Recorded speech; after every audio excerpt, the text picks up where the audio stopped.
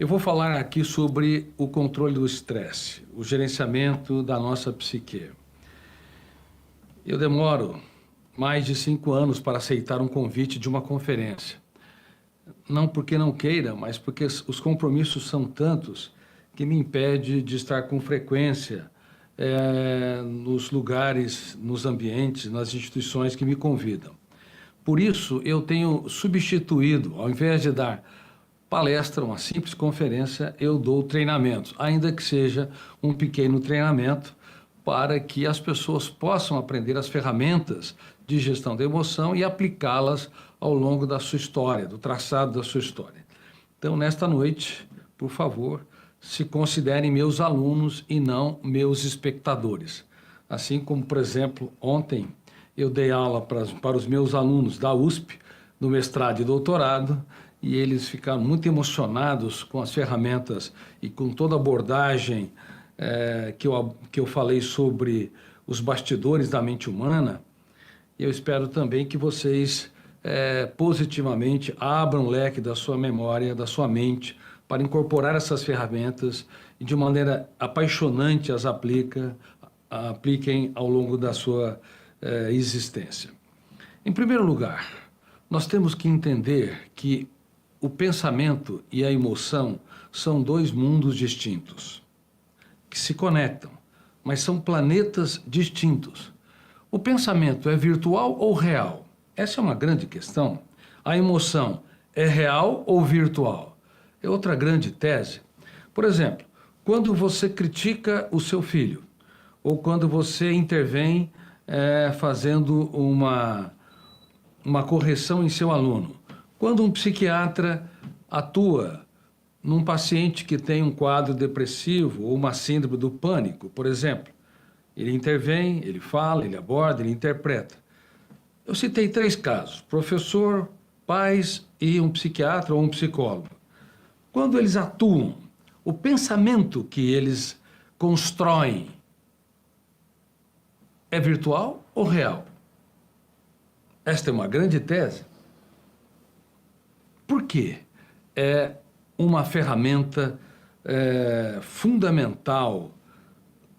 Porque compreender esse fenômeno tem vital importância. Porque sem saber a natureza dos pensamentos, nós podemos errar demais na construção das relações interpessoais e errar excessivamente na construção da relação do ser humano consigo. Quando você come uma porção de pão, você comeu em destaque o quê? Carboidrato ou proteína? Praticamente quase todos sabem que ingeriram carboidratos. Quando você come arroz, você está ingerindo carboidratos. Quando você se alimenta de frango, você está ingerindo, entre outras coisas, mas em destaque, proteínas. Agora, é incrível. Nós sabemos discorrer sobre os alimentos que nutrem o corpo, mas não sabemos discorrer sobre os alimentos que nutrem a nossa mente. O pensamento é real ou virtual? Quando você aconselha um filho, é real ou virtual? Você está nutrindo com o quê? Com um alimento substancial, ou o que você fala não incorpora a realidade do objeto pensado? Quando você eleva o tom de voz, quando vai abordar alguém que falhou, você considera o pensamento virtual ou real? Quando você repete várias vezes a mesma correção para alguém que continuamente falhou. Bom, na prática, no mundo todo, as pessoas encaram o pensamento como se fosse real. E isto não é um fato. O pensamento consciente é sempre virtual. Você entende o seu filho não a partir da realidade do seu próprio filho. Você entende o seu filho virtualmente, a partir de você mesmo.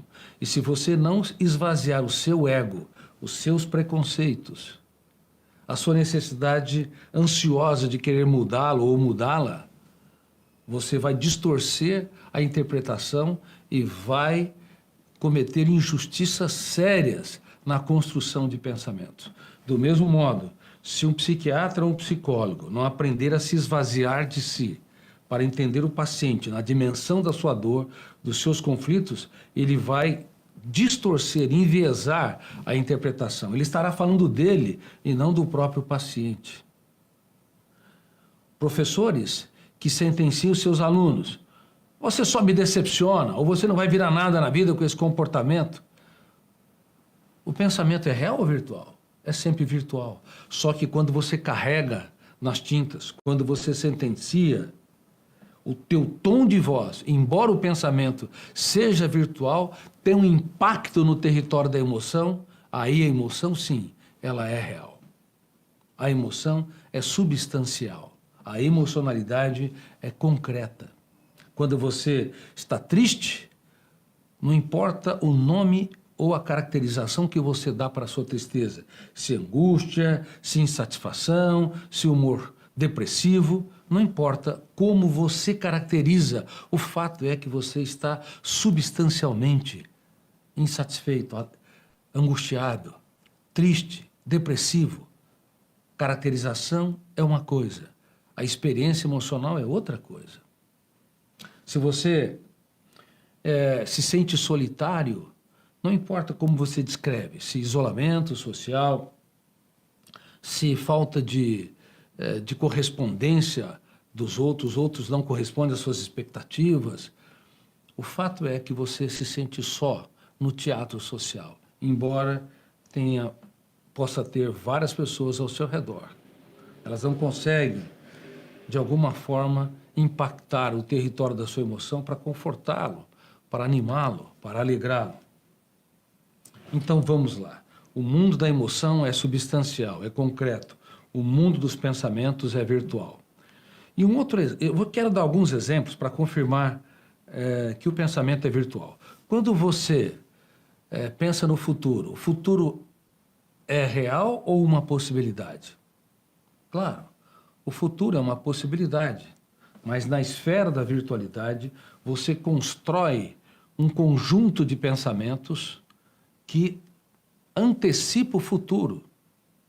É irreal, mas você antecipa. Só que a emoção, ela entra em cena, embora o pensamento sobre o futuro não devesse te perturbar, a emoção entra em cena e usa a credibilidade que ela tem, fazendo com que o pensamento, que é virtual, se materialize no emocional. Por isso que um ser humano jamais deveria dar um cartão de crédito ilimitado para a sua emoção. Quando você rumina ou reconstrói o passado já foi, as pessoas te magoaram, te feriram, decepcionaram ou traíram, elas foram arquivadas no córtex cerebral com um arranjo eletrônico ou atômico. Não é mais toda ofensa, toda angústia, toda dor, toda injustiça que cometeram, deixou o campo da emoção e se tornou um arranjo químico no complexo mundo do córtex cerebral. Só que quando você reconstrói o passado, você produz cadeias de pensamentos, a emoção pode entrar em cena e, metaforicamente, pagar caro, ou seja, ruminar a dor, reconstruir as mágoas e fazer com que o seu ofensor, o seu desafeto, o seu inimigo, ele ganhe preponderância no teatro da sua mente, se tornando um ator principal que te compromete a saúde, o seu sono, o seu apetite, a sua alimentação e até o seu equilíbrio ou homeostase física. Tem pessoas que, quando ruminam o passado e a emoção banca, paga caro, de maneira irresponsável, ela usa o cartão de crédito que tem, metaforicamente, e faz com que você chafude na lama da dor e da mágoa, você manifesta até sintomas psicossomáticos, como taquicardia, ou extrasístole, ou batidas duplas do coração, né? E depois uma falha, ou dor na garganta, ou dores de cabeça e dores musculares. Portanto, a emoção, ela tem de ser gerenciada pelo eu, que representa a capacidade de escolha. Senão, ela transforma a mente humana num inferno de tensões. Você, por exemplo, pensa que alguém está te sabotando. Alguém no departamento da sua empresa está falando de você. Bom, o pensamento é virtual, mas se você pensar e dar credibilidade, você paga caro, porque a credibilidade da emoção transforma o que é virtual em real. Muitas pessoas sofrem pelo futuro. Não é porque o futuro, pensar no futuro é um problema, mas é porque a emoção é irresponsável. Ela compra aquilo que não lhe pertence. Muitas pessoas são hipersensíveis. Pequenos problemas têm um impacto muito grande. Um olhar atravessado estraga o dia, uma crítica estraga a semana. Às vezes, uma decepção mais forte pode estragar ou comprometer uma vida. A emoção nunca vai passar de um bebê, nunca vai passar de 1 ano de idade. Ela é a parte mais bela, mas pode ser o terreno mais pantanoso. É a parte mais poética que dá sentido à vida, mas pode fazer também, na nossa história, um terreno estressante, angustiante. Sem emoção, o ser humano não seria o que é.